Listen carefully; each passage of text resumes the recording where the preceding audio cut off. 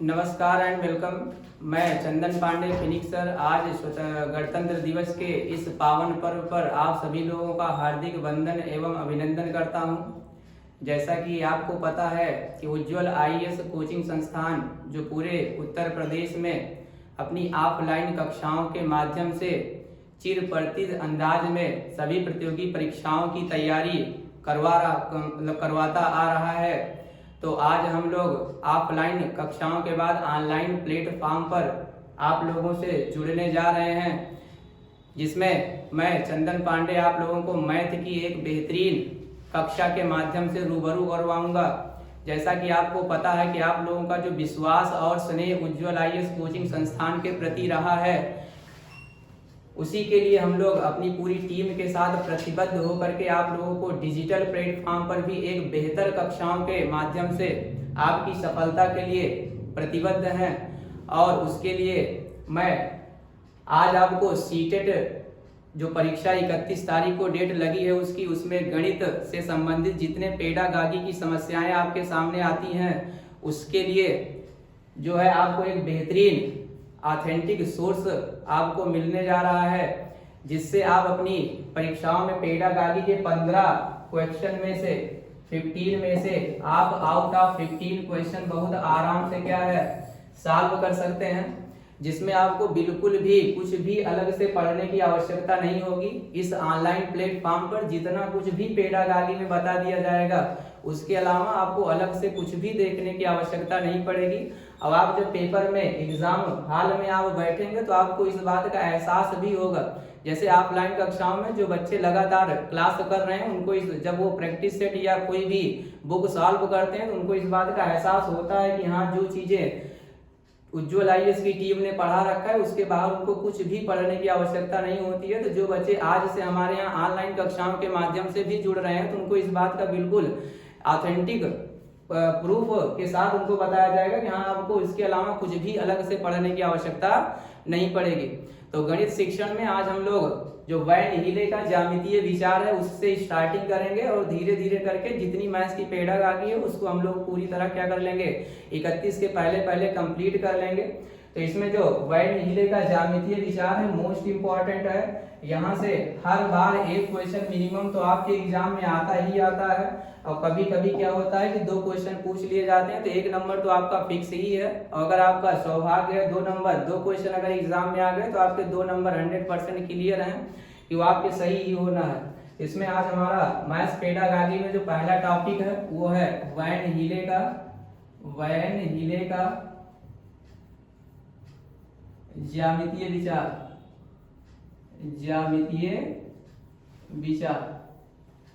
Van Healy का ज्यामितीय विचार,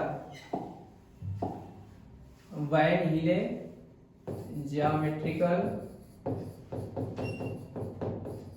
थिंकिंग ऑफ वैन हीले।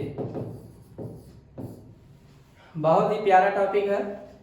जैसा मैंने पहले ही बता दिया कि सीटेट एग्जाम के लिए क्या है मैथ्स में मोस्ट इंपॉर्टेंट टॉपिक है। आपको पता है कि जो आपकी मैथमेटिक्स होती है, जो आपका गणित है, वो टोटल क्या है 3 भागों में डिवाइड है। 3 भागों में क्या है डिवाइड है, जिसमें पहला जो है वो आपका क्या है अंक गणित। पहला क्या है अंक गणित, दूसरा है आपका बीज गणित, दूसरा जो आपका है वो क्या है बीज गणित, और तीसरा है रेखा गणित। तीसरा जो है वो आपका क्या है रेखा गणित, जिसे आप क्या बोलते हो ज्यामिति। क्या बोलते हो ज्यामिति। तो ध्यान समझना, वैन हीले ने क्या किया कि इन्होंने एक बहुत बड़ा जो स्टूडेंट्स थे बच्चों का, इन्होंने बहुत बड़ा क्या उठाया सैंपल उठाया, और सैंपल उठाने के बाद इन्होंने क्या किया कि काफी समय तक इन्होंने बच्चों को ऑब्जर्व किया, और ऑब्जर्व करने के दौरान उन्होंने देखा कि जो बच्चे हैं वो अंक गणित और बीज गणित उनका सीखने का जो रवैया है और ज्यामिति जो सीखने का रवैया है उनमें उन्होंने देखा काफी डिफरेंस उनको देखने को मिला, काफी अंतर देखने को मिला। बच्चों के अंक गणित और बीज गणित सीखने का जो तरीका था वो अलग तरीके से सीखते थे, और जो उनका रेखा गणित या ज्यामिति सीखने का जो तरीका था एकदम बिल्कुल क्या था अलग था। तो उसी चीज को जो सैंपल उन्होंने उठाया था उसी को ऑब्जर्व करते हुए उन्होंने पूरा ज्यामिति सीखने का, बच्चों का जो ज्यामिति सीखने का तरीका होता है उसको टोटल 5 चरणों में क्या किया, विभाजित किया। और 5 चरणों में विभाजित करने के बाद बताया कि जब बालक किस स्तर में या किस अवस्था में होता है तो ज्यामिति से रिलेटेड उसके अंदर कौन कौन सी मस्तिष्क में अवधारणाएं उत्पन्न होती हैं, कैसी कैसी संकल्पनाएं विकसित होती हैं, और वह ज्यामितीय आकृतियों से रिलेटेड उनसे संबंधित अवधारणाओं को किस अवस्था में किस प्रकार ग्रहण करता है और किन किन गुणों का उसके अंदर क्या होता है, विकास होता है। तो उसी से रिलेटेड उन्होंने क्या किया, एक बहुत ही अच्छे से उसको क्या किया, विभाजित किया। तो हम देखेंगे कि वैन हीले ने जो अपने ज्यामितीय विचार को 5 चरणों में क्या किया है, विभाजित किया है। तो 5 चरण उनके क्या है, थे कौन कौन से, सबसे पहले उसको देखेंगे और फिर उसके बाद देखेंगे कि हर चरण में बालक के अंदर जो है ज्यामिति से रिलेटेड कैसी कैसी संकल्पनाएं या कैसे कैसे उसके अंदर स्किल्स जो हैं वो क्या होते हैं, विकसित होते हैं। उस पर एक एक करके हम लोग बेहद रूप से क्या करेंगे, चर्चा करेंगे। तो ध्यान देखो, वैन हीले, मैंने आपको क्या बताया कि जो हमारा टॉपिक है वो क्या है, वैन हीले का ज्यामितीय विचार, वैन हीले का ज्यामितीय विचार, वैन हीले का ज्यामितीय विचार, वैन हीले का ज्यामितीय विचार। तो ध्यान देखना, ये जो वैन हीले हैं इनका पूरा नाम जो था, इनका पूरा नाम था पियरे वैन हीले। इनका पूरा नाम जो था वो था Pierre van Hiele, Pierre van Hiele, Pierre van Hiele. इन्होंने अपने ज्यामितीय विचार को कुल 5 चरणों में विभाजित किया था, जिसका पहला चरण जो था, जो इसका फर्स्ट स्टेज था, टोटल इन्होंने 5 चरणों में अपने विचार को क्या किया था, विभाजित किया था। जिसका पहला चरण जो था वो था चाक्षुषीकरण। पहला चरण जो था उसका वो था चाक्षुषीकरण, जिसे मानसिक चित्रण के नाम से भी क्या है, जाना जाता है। मानसिक चित्रण के नाम से भी क्या है, जाना जाता है, जिसे आप अंग्रेजी में क्या कहते हो, विजुअलाइजेशन। क्या कहते हो, विजुअलाइजेशन, विजुअलाइजेशन। दूसरा जो इनका चरण था, दूसरा चरण था विश्लेषण का। दूसरा चरण जो था वो क्या था, विश्लेषण का, जिसे आप एनालिसिस कहते हो, एनालिसिस। तीसरा चरण जो था इनका, तीसरा चरण जो था वो था अनौपचारिक निगमन, अनौपचारिक निगमन,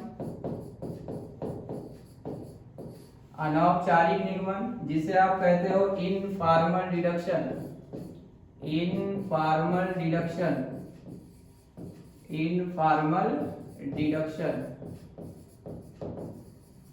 इनफॉर्मल डिडक्शन।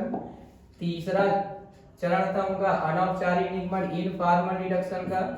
चौथा चरण जो था वो था औपचारिक निगमन, औपचारिक निगमन, औपचारिक निगमन, जिसे आप कहते हो फॉर्मल डिडक्शन। क्या कहते हो, फॉर्मल डिडक्शन, फॉर्मल डिडक्शन। और जो लास्ट था, जो 5वां चरण था वो था दृढ़ता, दृढ़ता, जिसे आप कहते हो रीगर। क्या कहते हो, रीगर।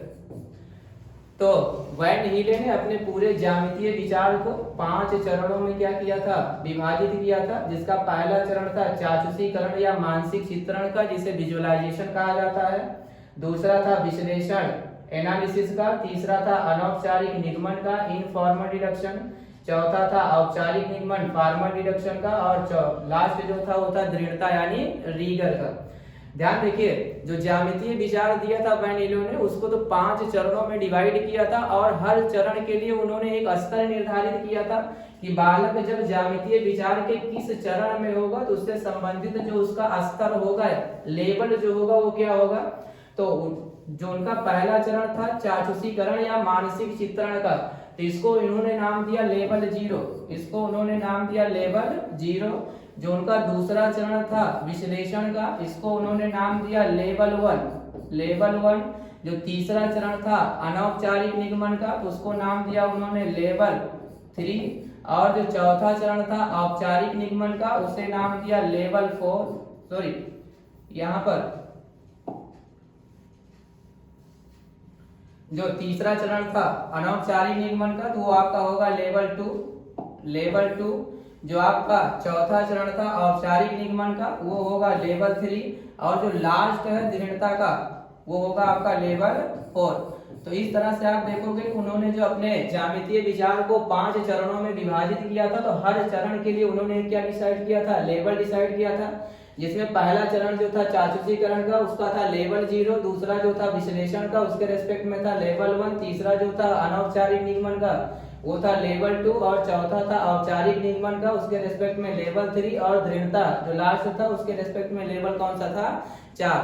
तो पूरे विचार को उन्होंने 5 चरणों में विभाजित किया था। लेकिन जो स्तर थे, वो स्तर केवल कितने थे, 4 थे। क्योंकि जो पहला चरण चाक्षुषीकरण का है, वो किस स्तर से स्टार्ट, कहां से स्टार्ट होता था, लेवल 0 से। तो इस प्रकार आप देखोगे कि बर्न हीरे ने पूरे अपने ज्यामितीय विचार को 5 चरणों और 4 स्तरों में क्या किया था, विभाजित किया था। और उन्होंने बताया था कि जब बालक किस अवस्था में या किस चरण में होगा, तो उससे रिलेटेड कौन कौन सी ज्यामितीय अवधारणाएं उसके मन या मस्तिष्क में विकसित होंगी।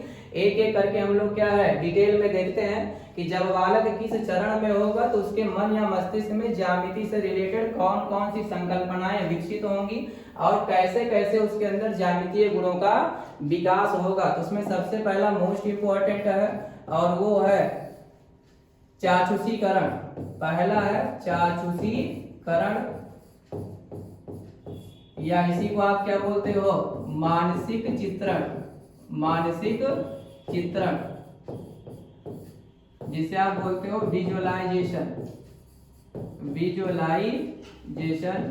इसके रेस्पेक्ट में जो लेवल होता है, जो इसके रेस्पेक्ट में क्या होता है, लेवल होता है, वो लेवल आपका होता है 0।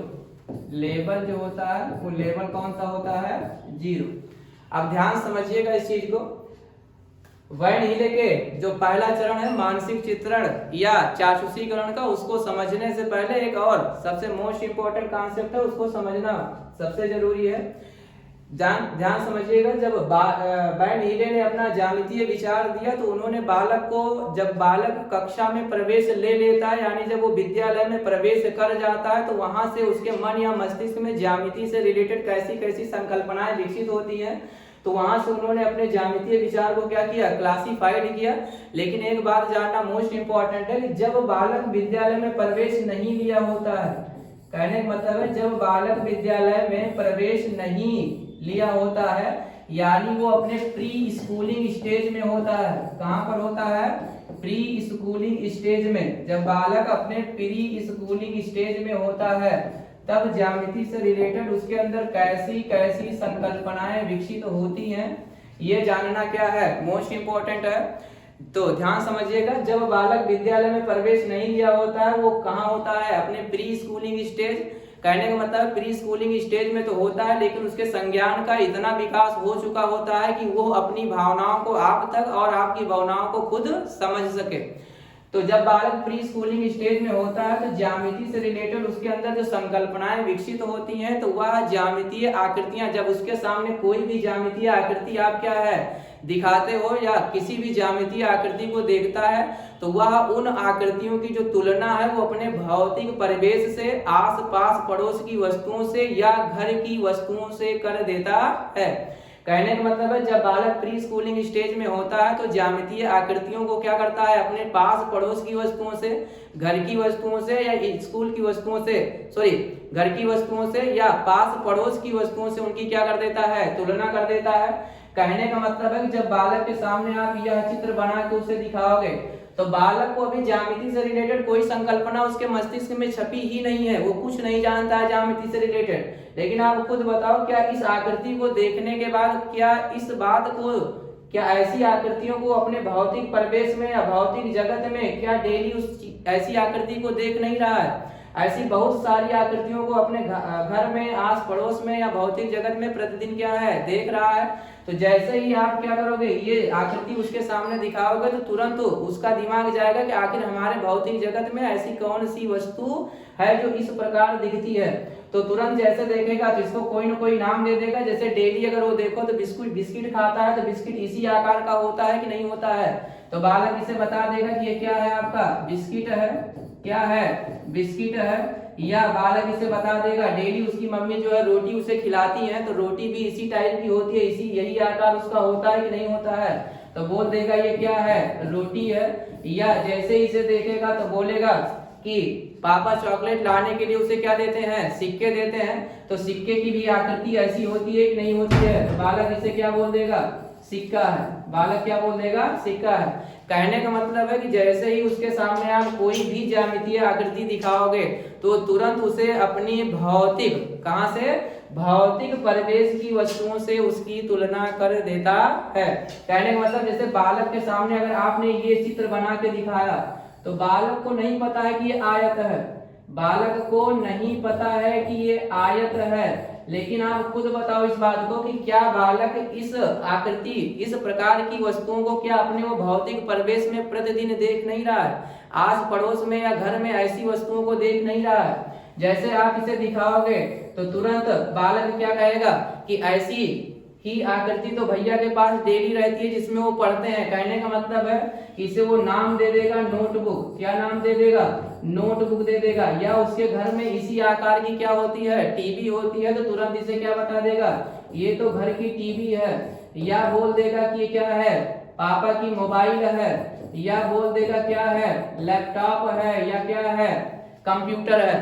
कहने का मतलब सिर्फ इतना सा है कि जब बालक प्री स्कूलिंग स्टेज में होता है, विद्यालय में प्रवेश नहीं किया होता है, तो वह ज्यामितीय आकृतियों को अपने भौतिक परिवेश की वस्तुओं से, आस पड़ोस की वस्तुओं से या घर की वस्तुओं से उनकी तुलना कर देता है। अब ध्यान देखो, जब बालक स्कूल में प्रवेश कर लेता है, कहने का मतलब है उसकी स्कूलिंग जो है वो क्या हो जाती है, स्टार्ट हो जाती है। तो यहाँ से बैंड हिले का पहला चरण स्टार्ट होता है।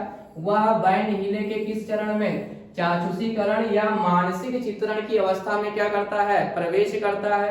और बालक जब बैंड हिले के ज्यामितीय विचार के चाक्षुषीकरण या मानसिक चित्रण की अवस्था में होता है, चाक्षुषीकरण या मानसिक चित्रण की अवस्था में होता है, तो उसके अंदर ज्यामिति से रिलेटेड किन किन स्किल्स का क्या होता है, विकास होता है। तो ध्यान समझना, जब बालक बैंड हिले के ज्यामितीय विचार के, जब बालक बैंड हिले के ज्यामितीय विचार के चाक्षुषीकरण या मानसिक चित्रण की अवस्था में होता है, तो वो क्या करता है कि ज्यामितीय आकृतियों को, ज्यामितीय आकृतियों को उनके गुणों के आधार पर, ज्यामितीय आकृतियों को, अब ध्यान समझना, यहाँ शब्द लिखा है चाक्षुषीकरण। क्या लिखा है, अगर इसमें देखो तो ये शब्द जो बना है वो किससे बना है, चक्षु। किससे बना है, चक्षु से। और चक्षु का मतलब क्या होता है, आंख। चक्षु का मतलब क्या होता है, आंख। और आंख का काम क्या होता है, देखना। क्या होता है, देखना। तो कहने का मतलब है कि जब बालक बैंड हिले के ज्यामितीय विचार के चाक्षुषीकरण या मानसिक चित्रण की अवस्था में होता है, तो वह ज्यामितीय आकृतियों को, ज्यामितीय आकृतियों को, ज्यामितीय आकृतियों को, ज्यामितीय आकृतियों को उनकी बनावट, उनकी बनावट आवलिक दिखावट, आवलिक भुजाओं के आधार पर, भुजाओं के आधार पर, भुजाओं के आधार पर वर्णित एवं वर्गीकृत करता है, वर्णित एवं वर्गीकृत करता है। जब बालक बैंड हिले के ज्यामितीय विचार के पहले चरण यानी चाक्षुषीकरण या मानसिक चित्रण की अवस्था में होता है, तो वो ज्यामितीय आकृतियों को उनके किस गुणों के आधार पर, बनावट, दिखावट या भुजाओं के आधार पर क्या करता है, वर्णित एवं वर्गीकृत करता है। जैसे ध्यान से समझिएगा इस बात को, बालक के सामने अगर आपने यह चित्र बना दिया, बालक के सामने अगर आपने ये चित्र बना दिया, एक त्रिभुज दे दिया जिसकी तीनों भुजाएं क्या है, असमान है, तो बालक इसे क्या बोलेगा, त्रिभुज बोलेगा। क्या बोलेगा, त्रिभुज। क्योंकि जैसे ही इस आकृति को देखेगा तो केवल इतना देखेगा, अभी उसको ध्यान समझिएगा, अभी उसे ज्यामिति से रिलेटेड कोई भी गुणों का उसके अंदर विकास नहीं हुआ है। वह केवल क्या करता है, ज्यामितीय आकृतियों को उनकी बनावट, दिखावट और भुजाओं के आधार पर क्या करता है, वर्णित एवं वर्गीकृत करता है। कहने का मतलब है जैसे ही इस चित्र को देखेगा तो बालक कहेगा इसमें कितनी भुजाएं हैं, 3, तो इसे क्या नाम दे देगा, त्रिभुज। अगर बालक के सामने आप यह आकृति भी बनाओगे और ये कोण आपने कितना लिख दिया, 90 अंश, तो अभी बालक को ज्यामिति से रिलेटेड कोई भी गुण पता नहीं है। इसको भी देख करके वो देखेगा कि इसमें कितनी भुजाएं हैं, 3, तो इसे भी क्या नाम दे देगा, त्रिभुज। इसे भी क्या नाम दे देगा, त्रिभुज। बालक के सामने अगर आपने ये आकृति बना दिया जिसकी तीनों भुजाएं क्या हैं, बराबर हैं, तो अभी बालक के अंदर ज्यामिति से रिलेटेड कोई भी गुणों का विकास नहीं हुआ। इस आकृति को देखने के बाद भी कहेगा कि इसमें कितनी भुजाएं हैं, 3, तो इसे क्या नाम दे देगा वो, त्रिभुज। इसे क्या नाम दे देगा, त्रिभुज। अगर बालक के सामने ये आकृति आपने बना दिया जिसमें आमने सामने की भुजाएं क्या हैं, बराबर हैं, और प्रत्येक कोण कितने अंश का है, 90 डिग्री का, तो बालक जो है इसे क्या नाम दे देगा, चतुर्भुज। क्या नाम देगा, चतुर्भुज। क्योंकि बालक अभी ज्यामितीय आकृतियों के गुणों से बिल्कुल भी परिचित नहीं है। अगर बालक के सामने आपने ये चित्र बना दिया जिसकी चारों भुजाएं क्या हैं, बराबर है, और प्रत्येक कोण कितने अंश का है, 90 डिग्री का, तो बालक इसे भी क्या बोलेगा, चतुर्भुज। क्या बोलेगा, चतुर्भुज। क्योंकि वह ज्यामितीय आकृतियों को केवल और केवल उनके किस आधार पर, बनावट के आधार पर, भुजाओं के आधार पर या दिखावट के आधार पर वर्णित एवं वर्गीकृत करता है। तो मोस्ट इंपॉर्टेंट है कि जब बालक वैन हिले के ज्यामितीय विचार के चाक्षुषीकरण या मानसिक चित्रण की अवस्था में होता है, तो वह ज्यामितीय आकृतियों को उनकी किसकी बनावट, दिखावट या भुजाओं के आधार पर वर्णित एवं वर्गीकृत करता है। कहने का मतलब है बालक के सामने कोई भी आकृति आप बना दोगे तो केवल देखेगा कि उसमें कितनी भुजाएं हैं, वो दिखती कैसी हैं या वो कैसे बनी है, इस आधार पर उनको क्या कर देगा, वर्णित या वर्गीकृत कर देगा। अब देखो सीटेट में इससे रिलेटेड एक क्वेश्चन कैसे पूछा जाएगा आपसे बोलेगा कि गणित का एक छात्र जो है वो ज्यामितीय आकृतियों को उनकी भुजाओं के आधार पर वर्णित एवं वर्गीकृत करता है। वह वैन हिले के ज्यामितीय विचार के किस चरण में है या किस अवस्था में है? तो बताओ, बालक ज्यामितीय आकृतियों को उनकी बनावट, दिखावट या भुजाओं के आधार पर वर्गीकृत या वर्गीकृत करेगा तो किस अवस्था में या किस चरण में होगा? चाक्षुषीकरण या मानसिक चित्रण की अवस्था में। अगर मान लो ऑप्शन में चाक्षुषीकरण या मानसिक चित्रण ना दे करके रेस्पेक्ट में क्या लिख दे, ऑप्शन में लेबल लिख दे, तो बताओ इसके रेस्पेक्ट में कौन सा लेबल होगा? तो लेबल होगा 0। कौन सा लेबल होगा? लेबल जो होगा वो कौन सा होगा? 0। तो एक क्वेश्चन बार बार यहाँ से पूछा जाता रहता है जिसको आप आसानी से समझ सकते हो। केवल इतना याद रखो कि जब चाक्षुषीकरण या मानसिक चित्रण की अवस्था में होगा तो वो आकृतियों को उनकी किस आधार पर, बनावट, दिखावट या भुजाओं के आधार पर क्या करेगा? वर्णित एवं वर्गीकृत करेगा। मोस्ट इंपॉर्टेंट जो मैंने आपको बताया कि यहाँ पर केवल भुजाओं, बनावट और दिखावट के आधार पर वर्गीकृत कर लेता है, लेकिन ज्यामितीय आकृतियों से रिलेटेड जो गुण होते हैं इन गुणों का विकास उसके अंदर बिल्कुल भी नहीं होता है। क्योंकि यही एक पॉइंट है जो आगे सभी लेवल में आपको बहुत काम करेगा। एक एक लेवल में जैसे जाओगे कुछ भी रटने की आवश्यकता नहीं पड़ेगी। इसका मतलब है कि केवल यहाँ बनावट, दिखावट और भुजाओं के आधार पर वर्णित एवं वर्गीकृत कर रहा है, यानी गुणों का विकास नहीं है। तो अब आप खुद बताओ कि गुणों का विकास कहाँ होगा? अगले चरण में। कहाँ होगा? अगले चरण में। यानी जब बालक वैन हिले के ज्यामितीय विचार के दूसरी अवस्था में पहुंचेगा, विश्लेषण की अवस्था में पहुंचेगा, तो ध्यान देखो उसके अंदर किन किन स्किल्स का क्या होगा? विकास होगा। किन किन स्किल्स का विकास होगा? तो दूसरा जो हमारा चरण है सेकेंड, वो है आपका विश्लेषण। क्या है? विश्लेषण, जिसे आप कहते हो एनालिसिस। क्या कहते हो? एनालिसिस। इस विश्लेषण के रेस्पेक्ट में जो आपका लेवल होता है वो लेवल कौन सा होता है? ए। मैंने आपको बताया था कि जो वैन हीले थे उन्होंने अपने पूरे ज्यामितीय विचार को 5 चरण और 4 स्तरों में क्या किया था? विभाजित किया था, जिसका दूसरा चरण है विश्लेषण एनालिसिस, और इसके रेस्पेक्ट में जो लेवल होता है वो क्या होता है? 1। अब ध्यान समझिएगा इस चीज को। जब बालक वैन हीले के ज्यामितीय विचार के दूसरे चरण यानी विश्लेषण की अवस्था में होता है तो वह ज्यामितीय आकृतियों को उनके गुणों के आधार पर क्या करता है? वर्णित एवं वर्गीकृत करने लगता है। किस आधार पर? गुणों के आधार पर वर्णित एवं वर्गीकृत करने लगता है।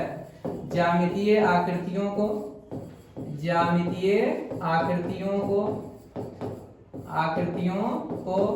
उनके गुणों के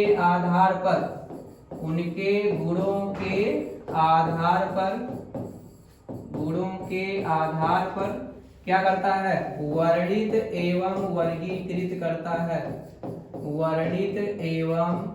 वर्गीकृत करता है।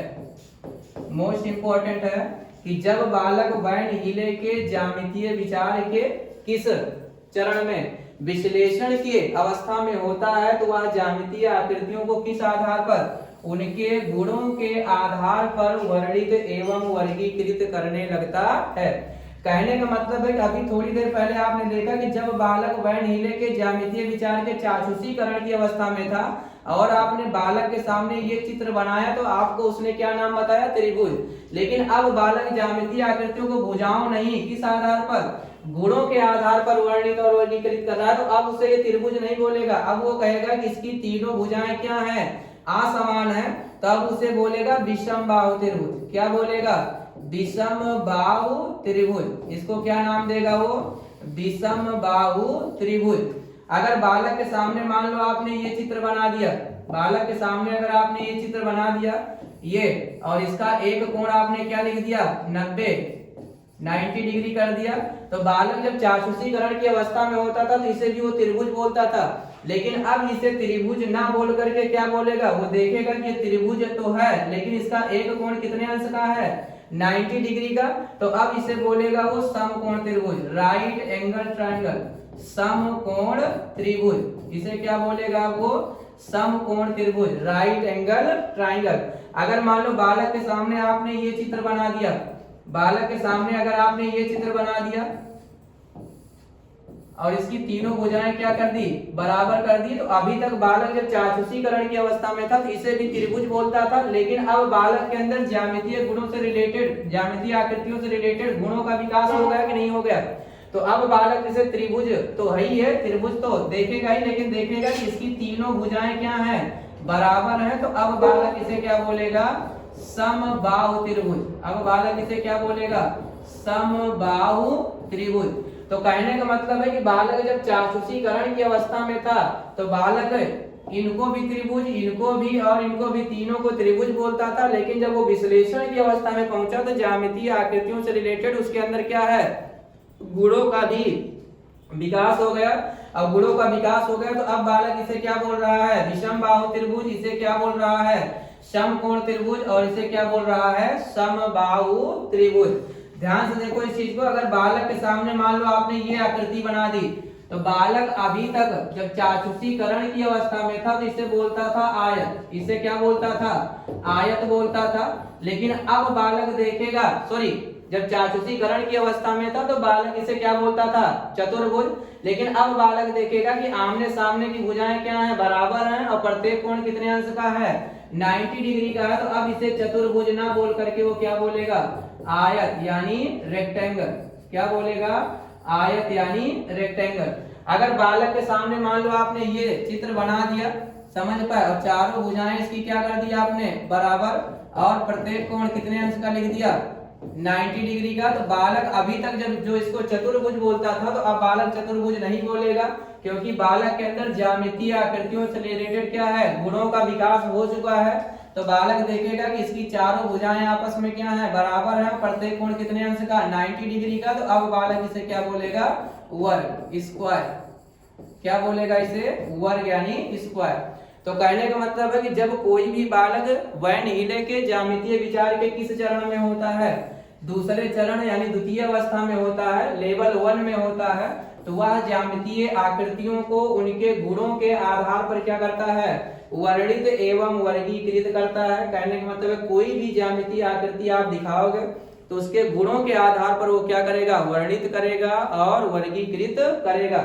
लेकिन जो सबसे मोस्ट इंपॉर्टेंट है वो ये है कि ज्यामितीय आकृतियों को उनके गुणों के आधार पर वर्णित और वर्गीकृत तो कर लेता है, लेकिन ज्यामितीय आकृतियों के गुणों को वह परिभाषित नहीं कर पाता है। ज्यामितीय आकृतियों के गुणों को क्या है, परिभाषित नहीं कर पाता है, परिभाषित नहीं कर पाता है, नहीं कर पाता है। मोस्ट इंपॉर्टेंट है कि बालक ज्यामितीय आकृतियों को उनके गुणों के आधार पर वर्णित और वर्गीकृत तो कर लेता है, लेकिन उनके गुणों को वो क्या है, परिभाषित नहीं कर पाता है। गुणों को क्या है, परिभाषित नहीं कर पाता है। मोस्ट इंपॉर्टेंट है कि गुणों के आधार पर वर्णित कर लेगा, वर्गीकृत कर लेगा, लेकिन ज्यामितीय आकृतियों के गुणों को परिभाषित नहीं कर पाएगा। और दूसरा और मोस्ट इंपॉर्टेंट जो है कि वह ज्यामितीय आकृतियों को क्या कर लेता है, ध्यान समझना इस बात को, कि वह ज्यामितीय आकृतियों के चित्रों को भी आप क्या कर लेता है, ध्यान समझना एक चीज, कि जब बालक बैंड हिले के ज्यामितीय विचार के किस द्वितीय चरण में होता है तो वह ज्यामितीय आकृतियों के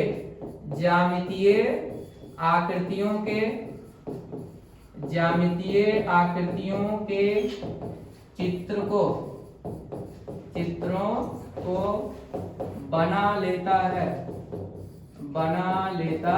है। मोस्ट इंपॉर्टेंट है कि जब बालक बैंड हिले के ज्यामितीय विचार के द्वितीय चरण यानी विश्लेषण की अवस्था में होता है तो वह ज्यामितीय आकृतियों के चित्रों को क्या कर लेता है, बना लेता है। कहने का मतलब है अब अगर बालक से आप कहोगे कि बेटा आयत का चित्र बना के दिखाओ तो वो आयत का क्या कर देगा, चित्र बना के दिखा देगा।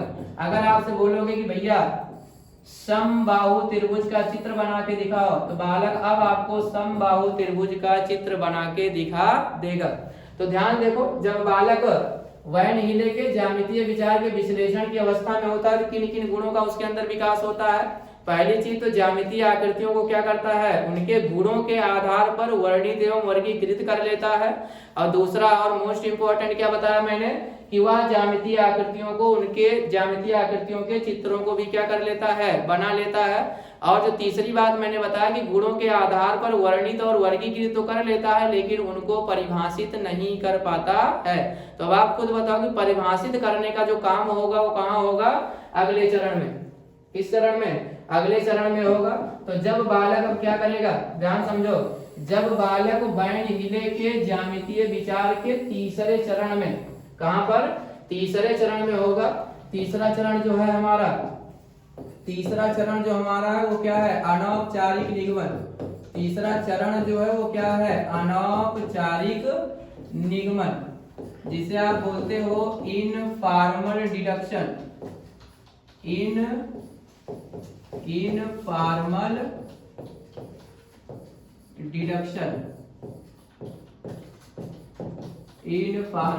डिडक्शन। इसके रेस्पेक्ट में जो लेवल होता है वो आपका लेवल कौन सा होता है, चरण तो तीसरा है लेकिन लेवल कौन सा होगा, दूसरा।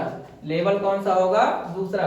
तो ध्यान देखो, बालक जब अनौपचारिक निगमन यानी इनफॉर्मल डिडक्शन की अवस्था में लेवल 2 में होता है तो मैंने आपको क्या बताया कि अब वह ज्यामितीय आकृतियों के गुणों को बोल करके क्या कर लेगा, परिभाषित कर लेगा। कहने का मतलब है जब बालक बैंड हिले के ज्यामितीय विचार के अनौपचारिक निगमन की अवस्था में होता है तो वह ज्यामितीय आकृतियों के गुणों को परिभाषित कर लेता है।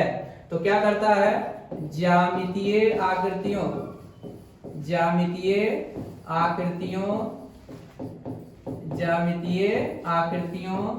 के गुणों को, ज्यामितीय आकृतियों के गुणों को बोलकर परिभाषित कर लेता है, परिभाषित कर लेता है। कहने का मतलब है कि जब बालक वैन हीले के ज्यामितीय विचार के तीसरे चरण यानी अनौपचारिक निगमन की अवस्था में होता है, इनफॉर्मल डिडक्शन पे होता है, तो वह ज्यामितीय आकृतियों को उनके गुणों के आधार पर उनके गुणों को क्या करता है, बोल करके परिभाषित कर लेता है। परिभाषित करने का मतलब यह है कि अब अगर बालक के सामने आपने ये चित्र बना दिया तो बालक तो ध्यान देखो अभी तक तो जानता ही था कि ये आयत है, लेकिन इनके गुणों को वो परिभाषित नहीं कर पाता था, लेकिन अब वह इसके गुणों को भी परिभाषित कर पाएगा।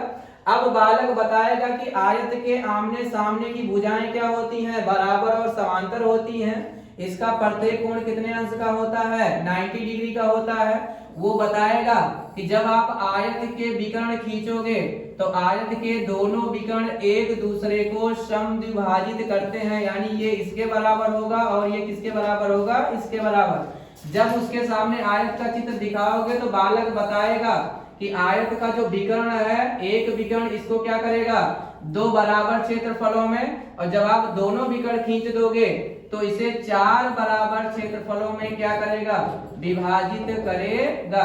जब बालक के सामने आयत का चित्र बना दोगे तो अब बालक बताएगा कि आयत के जो विकर्ण होते हैं वो कोण समविभाजक नहीं होते, मतलब ये वाला कोण इस कोण के बराबर नहीं होगा। कहने का मतलब है कि जब बालक अनौपचारिक निगमन यानी इनफॉर्मल डिडक्शन की अवस्था में होता है तो वह ज्यामितीय गुणों को बोल करके क्या कर लेगा, परिभाषित कर लेगा। उसे कोई भी ज्यामितीय आकृति दिखाओगे तो उसकी जितने भी फीचर्स हैं, जितने भी गुण हैं, उनको बोल करके क्या करेगा, परिभाषित कर लेगा। समझ पर? और लेकिन ध्यान समझना यहाँ पर जो सबसे मोस्ट इंपॉर्टेंट है, गुणों को परिभाषित तो कर लेता है, ज्यामितीय आकृतियों के गुणों को परिभाषित कर लेता है, लेकिन ज्यामितीय आकृतियों के गुणों को सिद्ध नहीं कर पाता। गुणों को क्या है, सिद्ध नहीं कर पाता, सिद्ध नहीं कर पाता। मोस्ट इंपॉर्टेंट है कि जब बालक वैन हीले के ज्यामितीय विचार के अनौपचारिक निगमन की अवस्था में होता है तो ज्यामितीय आकृतियों के गुणों को परिभाषित तो कर लेता है, लेकिन उनको क्या है, सिद्ध नहीं कर पाता, उनको सिद्ध नहीं कर पाता। कहने का मतलब उसे ये तो पता है कि आयत के विकर्ण एक दूसरे को समद्विभाजित करते हैं, लेकिन अगर आपसे कहो कैसे समद्विभाजित करते हैं, सिद्ध करके दिखाओ, तो बालक उसे सिद्ध नहीं कर पाएगा। उसे ये तो पता है कि आयत के दोनों विकर्ण पूरे क्षेत्रफल को चार बराबर भागों में डिवाइड करते हैं, लेकिन आप उसे बोलोगे सिद्ध करके दिखाओ तो सिद्ध नहीं कर पाएगा। तो यहाँ पर बालक के अंदर जिन जिन स्किल्स का, जिन जिन गुणों का विकास होता है, तो क्या होता है कि वो ज्यामितीय आकृतियों के गुणों को परिभाषित कर लेता है, लेकिन उनको सिद्ध नहीं कर पाता है। और सबसे मोस्ट इंपॉर्टेंट बात ध्यान से समझना, सबसे मोस्ट इंपॉर्टेंट बात क्या है कि वह ज्यामितीय आकृतियों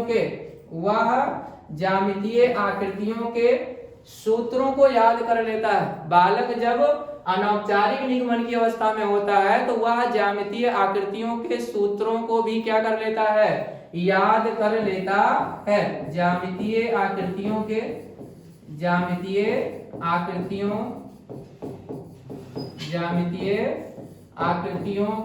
सूत्रों को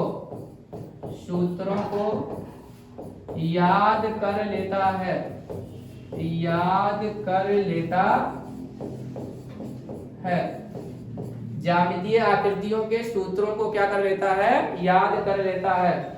कहने का मतलब है कि बालक के सामने अगर आप अब ये चित्र दिखाओगे उसे, ये क्या है, आयत, तो अगर उसे आयत दिखाओगे, इसकी लंबाई दे दोगे L और चौड़ाई क्या दे दोगे, V, तो अब बालक बताएगा कि इसका जो परिमाप होता है पेरीमीटर, तो इसका परिमाप क्या होगा, 2 लंबाई धन चौड़ाई, और इसका जो क्षेत्रफल होगा वो क्या होगा, लंबाई गुणे चौड़ाई, यानी L इंटू V।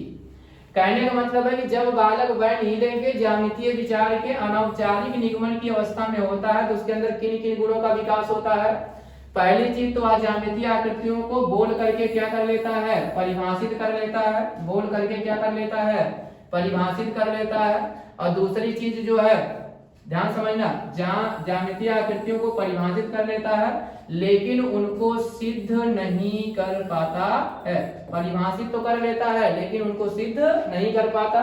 और दूसरी चीज क्या करता है कि ज्यामितीय आकृतियों के सूत्रों को क्या कर लेता है, वो याद कर लेता है। कहने का मतलब है आयत का क्षेत्रफल पूछोगे तो बताएगा लंबाई गुणे चौड़ाई, वर्ग का क्षेत्रफल पूछोगे तो बताएगा भुजा का स्क्वायर, आयत का परिमाप पूछोगे तो बताएगा 2 लंबाई धन चौड़ाई, वर्ग का परिमाप पूछोगे तो बोलेगा 4 गुणे भुजा।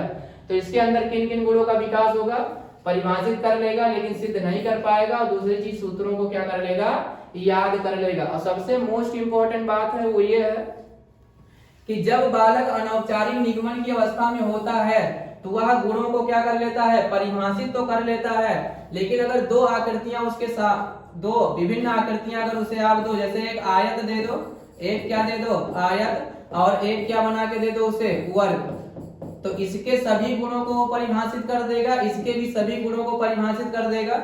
लेकिन अगर दोनों में तुलना करवाओगे तो दो आकृतियों के मध्य वो तुलना नहीं कर पाता है। कहने का मतलब है कि आयत में क्या क्या आयत और वर्ग में क्या क्या समानताएं हैं उसको नहीं बता पाएगा, आयत और वर्ग में क्या क्या विषमताएं हैं उसको भी नहीं बता पाएगा। तो मोस्ट इंपॉर्टेंट है यहाँ पर सिद्ध गुणों को ना सिद्ध कर पाता है और ना दो विभिन्न आकृतियों के मध्य तुलना स्थापित कर पाता है। तो आप खुद बताओ कि ये गुण उसके अंदर कहाँ विकसित होंगे, जब अगले स्टेज में जाएगा, यानी किस स्टेज में, चौथे स्टेज में, यानी चौथे चरण में जाएगा। तो वो क्या क्या करेगा, ज्यामितीय आकृतियों के गुणों को क्या करेगा, सिद्ध करेगा, और दो असमान ज्यामितीय आकृतियों के मध्य क्या करेगा, तुलना स्थापित करेगा। तो हमारा बैन हीले का ज्यामितीय विचार का जो चौथा चरण है वो हमारा क्या है, ध्यान से देखो, जो चौथा चरण है वो है आपका चौथा चरण, जो फोर्थ स्टेज है। तो चौथा चरण है हमारा औपचारिक निगमन का, औपचारिक निगमन, जिसे आप क्या बोलते हो, फॉर्मल डिडक्शन, जिसे आप क्या बोलते हो, फॉर्मल डिडक्शन। फॉर्मल डिडक्शन के रेस्पेक्ट में जो आपका लेवल होता है, तो चरण कौन सा है, चौथा, तो लेवल कौन सा होगा, लेवल हमेशा चरण से एक क्या होता है, कम।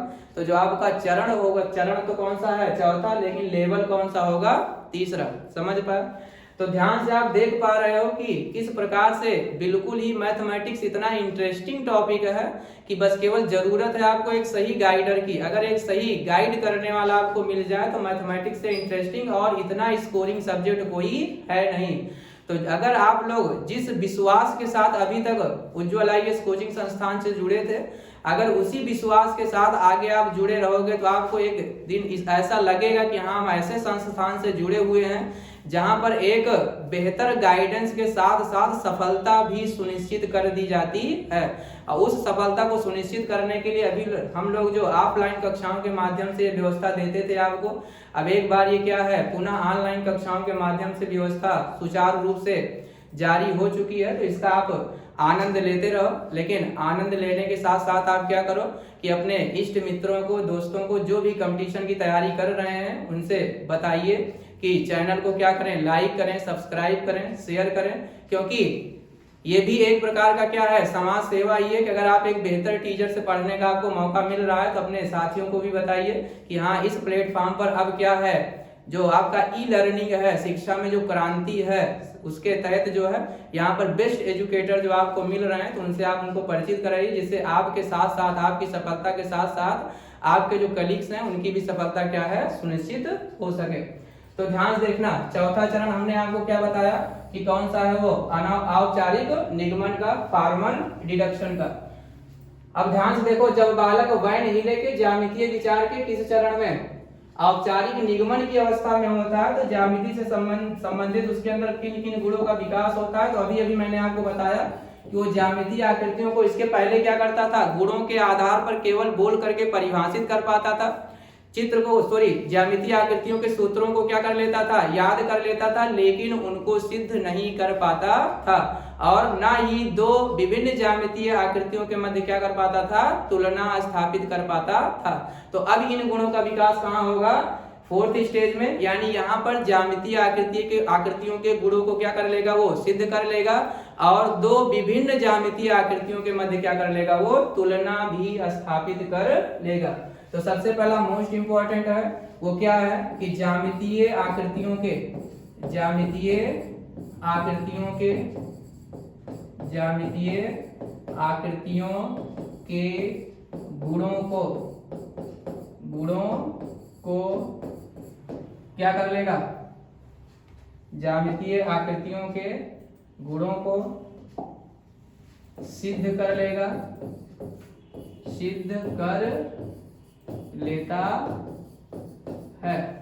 कहने का मतलब है कि अब बालक के सामने अगर आपने ये फिगर बना दिया तो अब बालक, ध्यान देखो, फिगर बना दिया तो बालक बताएगा, अभी तक केवल उसे क्या है, इसके गुणों के बारे में पता होता था, लेकिन अब वो सिद्ध भी कर लेगा कि आयत के विकर्ण एक दूसरे को समविभाजित कैसे करते हैं। तो अब इस बात को क्या कर पाएगा?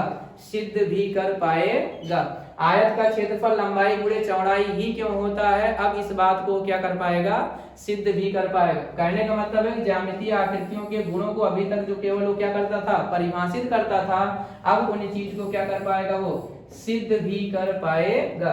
और सबसे मोस्ट इंपॉर्टेंट बात क्या है? सबसे मोस्ट इंपॉर्टेंट है कि वह क्या करेगा? ज्यामितीय आकृतियों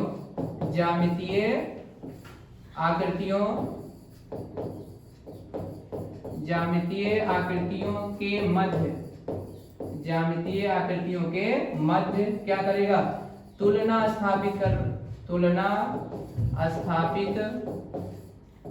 या आप कह सकते हो, एक बेहतर शब्द अगर इसके लिए ढूंढूं तो आप कह सकते हो कि ज्यामितीय आकृतियों के मध्य क्या करेगा? वो संबंध स्थापित कर लेगा।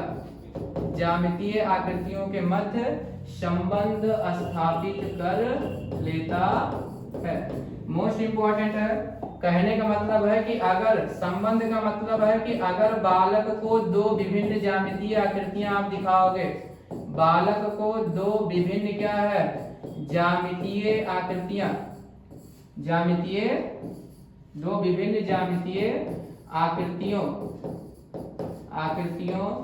के मध्य क्या कर लेगा?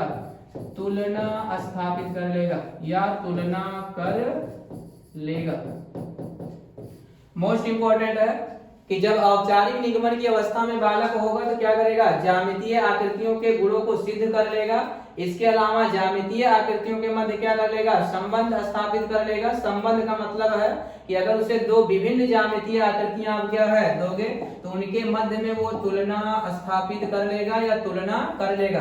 कहने का मतलब है कि अब बालक के सामने आप अगर आयत बनाओ, क्या बनाओ? आयत, और बालक के सामने आप क्या बनाओ? वर्ग बनाओ, तो अब बालक आयत और वर्ग में, बालक जो है वो आयत और वर्ग में क्या करेगा? तुलना स्थापित कर लेगा। कहने का मतलब है कि अब बालक बताएगा कि आयत के विकर्ण जो होते हैं वो केवल समद्विभाजित करते हैं, लेकिन जो वर्ग के विकर्ण होते हैं एक दूसरे को लंब समद्विभाजित करते हैं। कहने का मतलब है आयत के विकर्ण केवल समद्विभाजित करते हैं। अगर इसको हम नाम दूं ए बी सी और डी और इसे ओ नाम दूं तो कहेगा कि OA जो है OC के बराबर होगा और OB जो होगा किसके बराबर होगा? OD के। यानी आयत के विकर्ण जो है एक दूसरे को केवल क्या करेंगे? समद्विभाजित, लेकिन वर्ग के विकर्ण जो होंगे एक दूसरे को क्या करेंगे? लंब समद्विभाजित। यानी अगर इसे नाम दूं A B C और D तो ये तो क्या होंगे? बराबर होंगे। क्या होंगे? बराबर। और यहाँ पर जो कोण बनेगा वो कोण कितने अंश का होगा? 90 डिग्री का। कहने का मतलब अब दो विभिन्न आकृतियों, ज्यामितीय आकृतियों के मध्य वो क्या कर लेगा? तुलना भी कर लेगा। वो बताएगा कि जो आयत के विकर्ण होते हैं वो भी क्या होते हैं? समान, और वर्ग के विकर्ण भी क्या होते हैं? समान होते हैं। बालक अब बताएगा कि आयत के विकर्ण कोण समद्विभाजक नहीं होते हैं, लेकिन वर्ग के जो विकर्ण होते हैं वो क्या होते हैं? कोण समद्विभाजक होते। कहने का मतलब है किन किन गुणों का विकास हुआ? पहली चीज तो ज्यामितीय आकृतियों को उनके गुणों के आधार पर क्या कर लेगा? सिद्ध कर लेगा। समझ पाए? और ज्यामितीय, दो विभिन्न ज्यामितीय आकृतियों के मध्य क्या कर लेगा? वो संबंध स्थापित कर पाएगा। यानी दो विभिन्न ज्यामितीय आकृतियां अगर आप देते हो तो उनके मध्य में वो तुलना स्थापित कर लेता है। तो मोस्ट इंपॉर्टेंट है औपचारिक निगमन। समझ पाए? फॉर्मल डिडक्शन जिसके रेस्पेक्ट में जो लेवल हमारा होता है वो क्या होता है? 3। अब ध्यान समझना इस चीज को, ध्यान समझना। इसके बाद लास्ट में हमारा जो लास्ट स्टेज है वैन हिले के ज्यामितीय विचार का लास्ट स्टेज क्या है? ध्यान से देखो, लास्ट स्टेज जो हमारा है वो है दृढ़ता। लास्ट स्टेज क्या है? दृढ़ता। पांचवा जो हमारा है वो है दृढ़ता, जिसे आप क्या बोलते हो? रीगर। जिसे आप क्या बोलते हो? रीगर। दृढ़ता, जिसे आप क्या बोलते हो? रीगर। रीगर के रेस्पेक्ट में जो हमारा लेवल होता है वो लेवल कौन सा होता है? चरण तो पांचवा है, लेकिन स्तर कौन सा है? चौथा। तो ध्यान समझना, जो हमारा लास्ट स्टेज है दृढ़ता यानी रीगर का, तो बालक जब दृढ़ता या रीगर की अवस्था में पहुंचता है तो अभी तक आपने क्या देखा था कि जब वो औपचारिक निगमन की अवस्था में था तो क्या कर लेता था? ज्यामितीय आकृतियों के गुणों को सिद्ध कर लेता था और क्या कर पाता था? दो असमान ज्यामितीय आकृतियों के मध्य तुलना भी स्थापित कर लेता था। लेकिन जब बालक, अब आपको पता है कि ज्यामिति के जब आप क्वेश्चन लगाने जाते हो तो बहुत सारे थ्योरम्स हैं, समझ पाए, बहुत सारे गुण हैं जो उसके अंदर हिडन होते हैं, और अगर आपको पता नहीं है तो सवाल का जवाब नहीं, यानी समस्या समाधान कौशल आप विकसित नहीं कर सकते हो। तो जब बालक दृढ़ता के स्टेज में यानी रीगर में यानी लेवल 4 में होता है तो वहां पर क्या करता है? वहां पर क्या होता है बालक के अंदर कि उसके अंदर अमूर्त अवधारणाओं का क्या हो जाता है? विकास हो जाता है। कहने का मतलब है अब बालक जो समस्या में हिडन चीजें हैं, छुपी हुई बातें हैं, उनको भी ढूंढ लेता है। तो कहने का मतलब है दृढ़ता के स्टेज में बालक के अंदर क्या है? अमूर्त अवधारणाओं का क्या होता है? अमूर्त अवधारणाओं का विकास होता है। अमूर्त अवधारणाओं का क्या है? विकास होता है। अमूर्त अवधारणाओं का क्या है? विकास होता है। अमूर्त अवधारणाओं का मतलब सिर्फ इतना सा है कि समस्या समाधान कौशल विकसित होता है उसके अंदर। क्या होता है? समस्या समाधान कौशल। समस्या समाधान कौशल विकसित होता है। समस्या समाधान कौशल विकसित होता है। अब आप खुद बताओ इस चीज को कि कोई भी बालक है वो समस्या का समाधान कब कर पाएगा? जब समस्या से संबंधित वो सेल्फ ऑब्जर्वेशन कर पाए, यानी स्व अवलोकन कर पाए। तो मोस्ट इंपॉर्टेंट है स्टेज में कि बालक समस्या का समाधान तो कर लेता है, इसके अंदर ये कौशल विकसित होते हैं। और जो मोस्ट इंपॉर्टेंट है वो बालक के अंदर क्या है? स्व अवलोकन। क्या है? स्व अवलोकन। स्व अवलोकन की क्षमता विकसित होती है। स्व अवलोकन की क्षमता विकसित होती है। कहने का मतलब है कि बालक जब इस स्टेज में होता है तो वो समस्या समाधान करते समय सेल्फ ऑब्जर्वेशन करता है कि इस समस्या को समाधान करने के क्या क्या तरीके हैं या इस समस्या का समाधान कैसे किया जा सकता है। तो वो समस्या से रिलेटेड क्या करने लगता है? सेल्फ ऑब्जर्वेशन करने लगता है। तो वैन हीले ने इस तरह से ज्यामितीय विचार के अपने 5 चरणों को समझाया, जिसको आपने क्या है बेहतर तरीके से देखा कि बालक किस चरण में होगा तो किन किन ज्यामितीय विचारों का उसके अंदर क्या होगा? गुणों का विकास होगा। जिसमें आपने देखा कि जो पहला आपका जो है चाक्षुषीकरण, वहां पर केवल क्या करेगा? वो गुणों के आधार बनावट दिखावट या भुजाओं के आधार पर। जब बालक दूसरे चरण में होगा तो क्या, यानी विश्लेषण की अवस्था में, तो ज्यामितीय आकृतियों के गुणों के आधार पर क्या करेगा? वर्णित और वर्गीकृत करेगा। और दूसरे चरण में और क्या कर लेता है? चित्र भी बना लेता है। जब बालक तीसरे चरण यानी अनौपचारिक निगमन की अवस्था में होगा तो क्या करेगा? गुणों को परिभाषित कर लेता है, लेकिन उनको सिद्ध नहीं कर पाता है। समझ पाए? तीसरी चीज, ज्यामितीय आकृतियों को क्या कर लेता है? सूत्रों को याद कर लेता है। फिर उसके बाद जब वो औपचारिक निगमन की अवस्था में पहुंचा तो क्या किया? ज्यामितीय आकृतियों के गुणों को सिद्ध भी कर लेता है और दो असमान आकृतियों के मध्य तुलना भी स्थापित कर लेता है। और उसके बाद जब लास्ट चरण में पहुंचता है यानी दृढ़ता के स्टेज में, तो उससे रिलेटेड अमूर्त अवधारणाओं का क्या होता है? विकास होता है। कहने का मतलब है समस्या समाधान कौशल विकसित हो जाता है और बालक समस्या का समाधान करते समय क्या करता है? सेल्फ ऑब्जर्वेशन, स्व अवलोकन करने लगता है। तो इस तरह से वैन हीले का जो ज्यामितीय विचार है वो पूरा क्या हुआ? कंप्लीट हुआ। उसके बाद जो है इसमें कुछ क्वेश्चन सीटेड में जो बार बार पूछे जाते हैं, तो एक दो क्वेश्चन जो है मैं आपको फटाफट क्या है रिवाइज करवा दे रहा हूँ। आप देख पाओगे कि जो है इन चीजों को पढ़ने के बाद सीटेट के क्वेश्चन में आपको बिल्कुल भी परेशानी होगी ही नहीं। आप देखते ही बताओगे कि इसका जवाब क्या होगा, बिल्कुल भी सोचने की आवश्यकता नहीं पड़ेगी। जितना चीजें हमने बता दिया, अगर वो चीजें आपके ध्यान में है तो कहानी एकदम क्या है, खत्म हो जाएगी।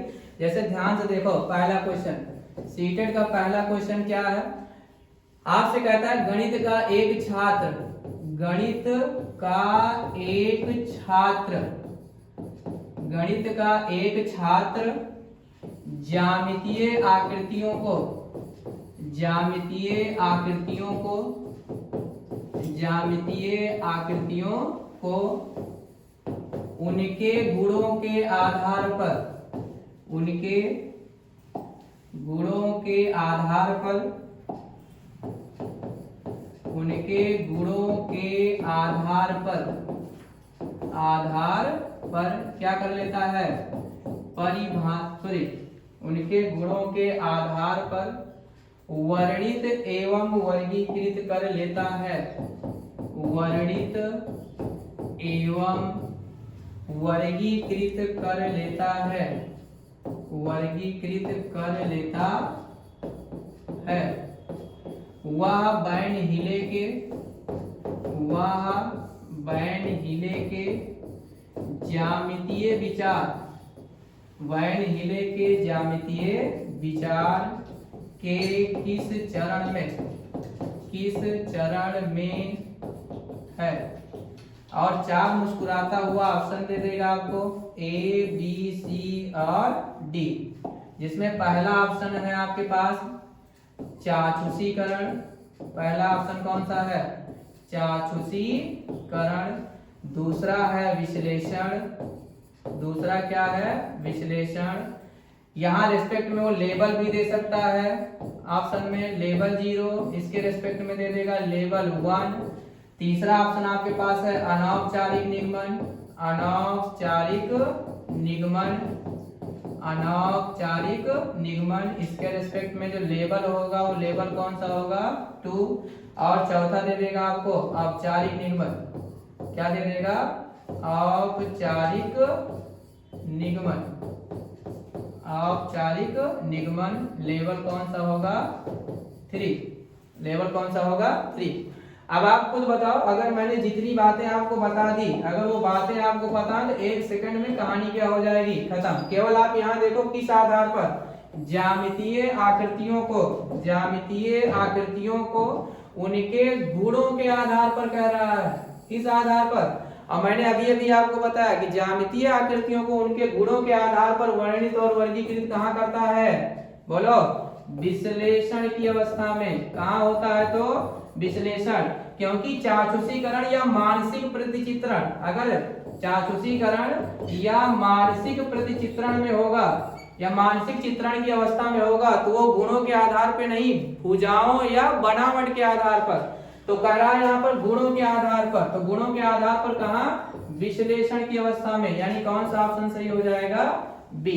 कौन सा सही हो जाएगा, बी। विश्लेषण की अवस्था में होगा तो वो ज्यामितीय आकृतियों को किस आधार पर, गुणों के आधार पर। ध्यान समझना, अगर इसी में कह देता, इसी में कह देता कि गणित का एक छात्र ज्यामितीय आकृतियों के चित्रों को बना लेता है, किसे बना लेता है, चित्रों को बना लेता है, तो बताओ अगर चित्रों को बना लेगा तो ज्यामितीय जो बैंड हिले का ज्यामितीय चिंतन है उसके किस चरण में होगा, तो बताओ विश्लेषण की अवस्था में ही वो चित्र बनाना सीख जाता है कि नहीं सीख जाता है। तब भी ऑप्शन आपका कौन सा सही हो जाता, बी वाला। कौन सा सही हो जाता, बी वाला। तो इस तरह से आप देख सकते हो कि सीटेट में बिल्कुल कुछ भी करने की आवश्यकता नहीं है। अगर आपको तरीके मालूम है तो बहुत अच्छे से आप कर सकते हो। तो आज की क्लास हमारी यहीं तक रहेगी। तब तक के लिए, इसके अगली क्लास में जब मिलें तब तक के लिए अपना ख्याल रखिए, हंसते रहिए, मुस्कुराते रहिए। बहुत बहुत धन्यवाद।